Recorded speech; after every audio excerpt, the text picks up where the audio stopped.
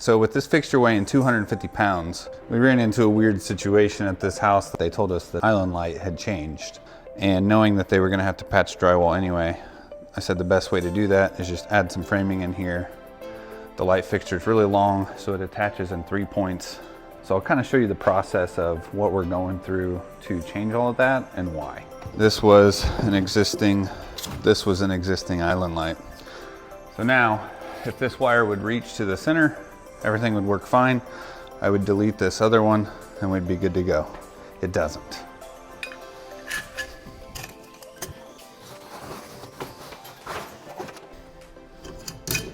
Pencil I have is courtesy of my kids. All right, so I got my center mark now. So now I've got this wire and it don't reach there. So I have two options. I could either set a J-box, which would kind of defeat the purpose here. Or if you see that light over there, I'm gonna rip that apart, junction it in there, and then bring it over to here.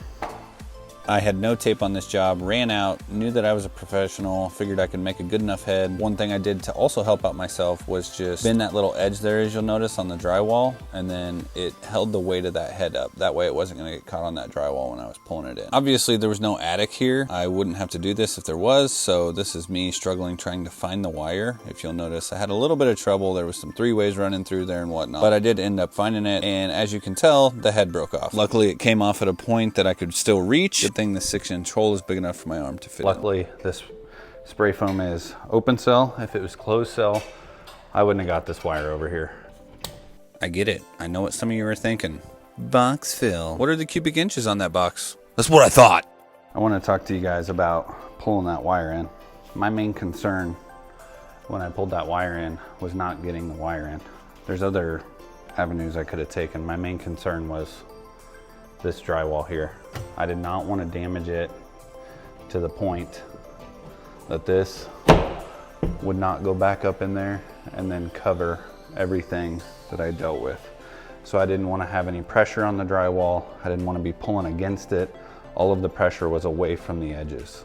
I do like these boxes right here. Those holes go all the way through. So we'll just take a lag and run all the way up through this framing, and that 250-pound light ain't going nowhere.